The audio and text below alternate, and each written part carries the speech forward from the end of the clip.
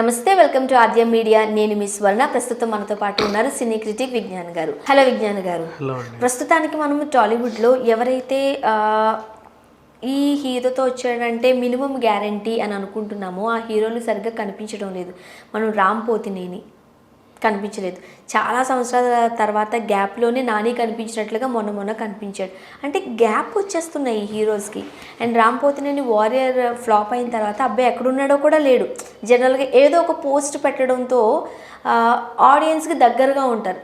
అలా కూడా రామ్ పోతినేని ఎక్కడున్నారో కనిపించడం లేదు. ఇప్పుడు అయితే బోయపాటితో లేకపోతే పూరి జగన్నాథ్తో వీరిద్దరిలో ఎవరో ఒకరితో సినిమా గ్యారంటీ అంటూ వార్తలు వస్తున్నాయి. ఏంటి?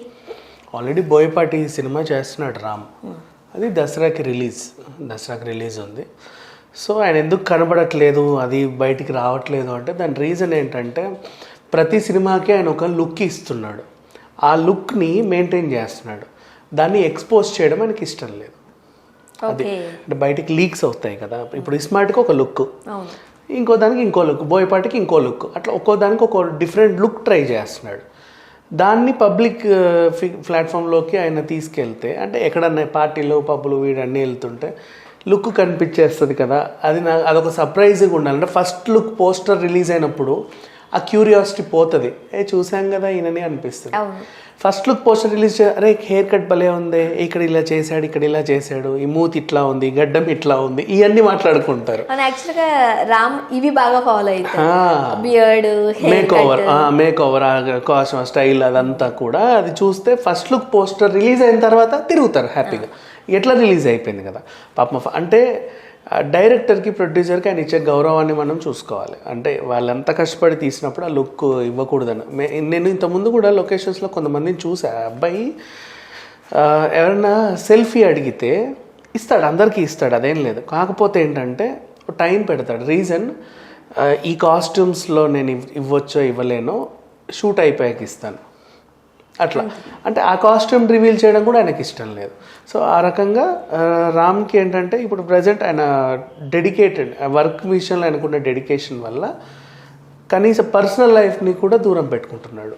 వెళ్ళొచ్చు పార్టీలకి అక్కడికి, లైక్ ఇంకేమైనా సోషల్ ప్లేసెస్కి హీ కెన్ గో. కాకపోతే ఏంటంటే ఇప్పుడు ఫర్ ఎగ్జాంపుల్ ఇంకొకటి రామ్తో ఉన్న ఇంకోటి ఏంటంటే పొద్దున్న లేచి ఎర్లీ మార్నింగ్ జిమ్కి వెళ్తున్నాడు. అట్లా జస్ట్ కొంచెం జిమ్కి వెళ్ళేసి బాడీని మళ్ళీ మొత్తం అవన్నీ ప్యాక్లు అవన్నీ ఏవో వేసేసుకొని 6 గంటలకల్లా రెడీ అయిపోయి మళ్ళీ షూట్కి వెళ్తున్నాడు.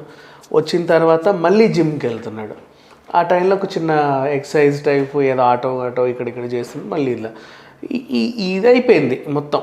ఇదే షెడ్యూల్ ఇంకా ప్యాక్డ్ అయిపోయింది. డే టు నైట్ ఇది అయిపోయింది. సో రెస్ట్ కూడా ఉంటుందిలే, రెస్ట్ లేక పని చేయట్లేదు అనేం లేదు. రెస్ట్ ఉన్నా కూడా ఏ రోజైతే రెస్ట్ తీసుకుంటున్నాడో ఇంటి పట్టున ఉంటున్నాడు, చక్కగా నిద్రపోతున్నాడు. అన్నీ ఏవో ఫ్రూట్స్ గిట్సో తింటూ హాయిగా ప్లెజెంట్గా ఎవరిని కలగకుండా మేనేజర్ వస్తే ఆయనతో మాట్లాడి, అసిస్టెంట్ వస్తే ఆయనతో మాట్లాడి కూల్గా వెళ్తున్నాడు. So he's happy present. So ఇప్పుడు అసలు విషయానికి వస్తే రామ్కి నెక్స్ట్ ప్రాజెక్ట్ ఇప్పుడు బోయపాటితో ఏదైతే ఉందో అది దసరాకి బాలయ్య సినిమా 108తో ఢీ కొడుతుంది. అప్పుడు బాలయ్య వర్సెస్ బోయపాటి అంటున్నారు. ఇప్పుడు లుక్ని ఇష్టపడలేక నా బయటపడలేదు. అండ్ నెక్స్ట్ సరే బోయపాటితో అయిపోయింది, వాట్స్ నెక్స్ట్ అనే క్వశ్చన్ మార్క్ దగ్గర పూరి జగన్నాథ్ లైన్లోకి వచ్చాడు. సో రామ్ కూడా ఒకనొక స్టేజ్లో మంచి సాలిడ్ హిట్ కావాలి నాకు అనుకునే టైంలో ఇస్మార్ట్ శంకర్ ఆయనకి మంచి లైఫ్ ఇచ్చింది. అండ్ ఇస్మార్ట్ శంకర్ ముందు కూడా పూరి విత్ రామ్ అంటే అబ్బా అనిపించింది. రాము ఎప్పుడు మన రామ్ చరణ్ తేజ వాళ్ళ మహేష్ బాబు ఆ రేంజ్ నటుడు యాక్చువల్గా. కాకపోతే ఎక్కువ సినిమాలు పడట్లే. వీళ్ళందరూ కొత్త ఇప్పుడు బోయపాటి కానీ లేకపోతే కొరటాల శివ కానివ్వండి, లేకపోతే ఇంకెవరైనా పూరి జగన్, ఇట్లాంటి వాళ్ళందరూ కూడా నెక్స్ట్ జనరేషన్ వచ్చే పెద్ద స్టార్లతో తీస్తున్నారే తప్ప ఆల్రెడీ మన దగ్గర ఉన్న రామ్తో ఎవరు పని చేయట్లా. పైగా రామ్ కాస్త ఎనర్జెటిక్ గా కూడా వర్క్ చేస్తాడు. ఫస్ట్ సినిమా దేవదాసులో నుండి కూడా మనం చూడొచ్చు. అందరికి పోటీ, అందువల్లే కొంచెం ఎక్కువ చేస్తాడు, కొంచెం ఓవర్ యాక్షన్ చేస్తాడు అన్న ఇది కూడా ఉంటుంది. ఎందుకంటే తను అంత ఎనర్జెటిక్ గా వర్క్ చేస్తూ ఉంటారు కాబట్టి. సో అట్లాంటి రామ్కి చాలా కాలం పట్టింది ఒక పెద్ద డైరెక్టర్తో పనిచేయడానికి. అంటే అఫ్ కోర్స్ కెరీర్ అన్నిట్లోనూ మంచి డైరెక్టర్లతో చేసినప్పటికి కూడా ఇక్కడ చాలా కాలం పడింది. సో ఇదైన తర్వాత నెక్స్ట్ ఇప్పుడు బోయపాటి, కొరటాల శివ, లేకపోతే అనిల్ రావిపూడ, ఇట్లాంటి వాళ్ళతో వీళ్ళంతా నెక్స్ట్ జనరేషన్ స్టార్స్కి వెళ్తున్నారు బట్టి వీళ్ళతో పని చేయట్లా. సో అట్లా చాలా కాలం పట్టింది. ఇప్పుడు బోయపాటి వర్సెస్ సినిమాలో రామ్ క్యారెక్టర్ ఎలా ఉండబోతుందంటే మంచి మాసు. ఇక బోయపాటి గురించి చెప్పాల్సిన అవసరం మొత్తం ఇంటి నిండా జనాలు ఉంటారు. కానీ రామ్కి అది అలవాటు, ఎందుకంటే ఆయన ఇప్పటివరకు చేసిన ప్రతి సినిమాలోనూ ఇంటి నిండా జనాలు ఉండే సినిమాలే చేసుకుంటూ వచ్చాడు మొదటి నుంచి. కాకపోతే బోయపాటి గారు సినిమాలలో ఈ సుమోలు ఎగరడము లేకపోతే ఒక యాక్షన్ ఎక్కువగా ఉంటుంది. మనం బాలకృష్ణ గారి కాంబినేషన్ చూస్తూ ఉంటాం. సో రామ్ని ఎలా చూపించబోతున్నారు, ఆయన ఎక్కువ ఫ్యాక్షనిజం ఇవన్నీ ఉంటుంది కాబట్టి, అండ్ అలాంటి కథలు బాగా చేయగలుగుతారు రామ్. ఎలా ఉండబోతుంది అనేది ఒక క్యూరియాసిటీ కూడా ఉంది కదా. రాము ఫ్యామిలీ సబ్జెక్ట్ చేసినప్పుడే ఫ్యాక్షన్ ఫైట్లు చేసేసాడు ఆల్రెడీ. మనకి ఆ రెడీ ఇవన్నీ చూసుకున్నా కూడా అన్ని ఫ్యామిలీ సినిమాలే చేశాడు. పనిలో పనిగా ఇది కానిచ్చేసాడు. ఇప్పుడు ఏంటంటే దీన్ని ఇదే మెయిన్గా చేస్తున్నాడు, అంతే తేడా. ఇప్పుడు ఫ్యాక్షన్లో కూడా ఆయనలో మనం అది చూస్తాం, ఒక కామెడీ ఉంటుంది. అప్పుడు ఆయన కామెడీగా చేశాడు. ఆ ఫోన్ పట్టుకొని వాళ్ళని కొట్టడము అదంతా కామెడీ. వాళ్ళకి భయపడి ఈయన నేను డిఫెండ్ చేసుకుంటూ వెళ్తూ ఏది దొరుకుతుంది దాంతో ఈసిరి కొట్టేవాడు. ఇప్పుడు ఈ బోయపాటి సినిమాలో హీరో ఎలా ఉంటాడంటే ధైర్యంగా వెళ్ళి రారా అని కొద్దిలాగా ఉంటాడు. సో అక్కడ క్యారెక్టర్ వేరు, ఇక్కడ క్యారెక్టర్ వేరు కదా. సో ఇది కొంచెం మనకి చేంజెస్ ఉంటుంది. రామ్ని రామ్లాగా మళ్ళీ కొత్తగా చూస్తాం మనం, అది మాత్రం అయితే నాకు నమ్మకం ఉంది. ఇక పూరి జగన్నాథ్తో సినిమా ఏంటంటే ఈయనకి లైఫ్ ఇచ్చాడు కాబట్టి ఇస్మార్ట్ శంకర్ 2 సీక్వెల్ అంటున్నారు. సీక్వెల్ కూడా ఇస్మార్ట్ శంకర్కి సీక్వెల్ చేద్దామని చెప్పేసి ఒక వార్త. నెంబర్ 1 దానికి ఆల్రెడీ సీక్వెల్ ఉంటే ఛాన్స్ ఉంది ఆల్మోస్ట్. అక్కడ చిప్ దొబ్బేస్తుంది కదా, ఇక్కడ ఏం దొబ్బేస్తుందో చూడాలి. అట్లా ఆ రకంగా ఇప్పుడు ఈయన కూడా వీళ్ళ దగ్గర మూలుగుతుంది ఒక నక్క, ఏది అది జనగణమన అని. దాన్ని ఎందుకు స్టార్ట్ చేశారో ఏంటో అంటే, ఎందుకు స్టార్ట్ చేశారంటే విజయ్ దేవరకొండ ఎట్లా దగ్గర ఉన్నాడు, జనగణమన కూడా ఆయనతోనే చేయాలి.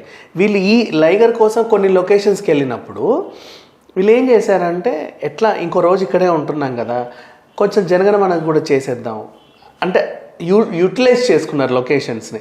ఆ యూటిలైజేషన్ కాస్త అదొక కొంచెం ఇంత షూట్ కంప్లీట్ అయిపోయింది. మిగతా వాళ్ళతో చేస్తే ఆ సినిమా అయిపోతుంది బేసిక్గా. సో ఆ రకంగా ఒకటి మూలుగుతుంది. లేదు దాన్ని ఏం చేయాలో అర్థం కావట్లా. వీళ్ళకేమో ఇప్పుడు బయటపడే సిచ్యువేషన్ లేదు. ఆయనేమో మళ్ళీ డేట్లు ఇవ్వట్లా. ఆదుకోవడానికి ఎవరున్నారా అని చూస్తే బాలయ్య అండ్ రామ్ పోతినేని ముందుకొచ్చి, బాలకృష్ణ ఏం చేశాడు అండ్ ఎన్టీఆర్ ముందుకొచ్చి, ఎన్టీఆర్ ఏమో విశ్వక్సేన్తో మాట్లాడి ఒక సినిమా చేయండి అని చెప్పాడు. అదొకటి ఉంది. అలాగే రామ్ కూడా 2 అడుగులు ముందుకేసి మనం ఇస్మార్ట్ శంకర్ సీక్వెల్ చేద్దామని ఇంకో ప్లాన్ వేసుకున్నాడు. కొత్త సినిమా చేద్దామంటే వాడు డేట్లు ఇచ్చి చావాడు. మన సినిమాకే సీక్వెల్ అంటే చచ్చినట్టు డేట్లు ఇస్తాడు. సీక్వెల్ నీతో తప్ప ఇంకెవరితో చేయాలి, నేను ఆల్రెడీ నీకు అది హిట్. సో ఆ రకంగా తెలివిగా వెళ్ళారు అని చెప్పుకోవాలి. అండ్ నెక్స్ట్ ఇంకో సినిమా ఈ జనగణమన ఏదైతే ఉందో అది మాత్రం అలాగే ఉంటుంది. విజయ్ దేవరకొండ అయితే డేట్లు ఇచ్చే ఛాన్స్ లేదు, ఆయన కొంచెం భయపడుతున్నాడు. రామ్కి ఆల్రెడీ వీళ్ళు అలవాటు కాబట్టి ఆయన పందాలు ఆయన వెళ్ళిపోతున్నాడు. Not bad. ఒకవేళ దీని సీక్వెల్ ఉండబోతే కనుక పూరి ఈజ్ బ్యాక్ అని కూడా అనుకోవచ్చు. హిట్ అవుతుంది, అది మ్యూజికల్ హిట్ అండ్ మంచి హిట్ సినిమా కదా. అండ్ రామ్ పోతినేని అంటే మినిమం గ్యారంటీనే ఉంటుంది. అవును, అంటే ఆ ఎనర్జీని చూడడానికైనా జనాలు వెళుతూ ఉంటారు. చూడాలి ఏం జరగబోతుంది. Thank you so much.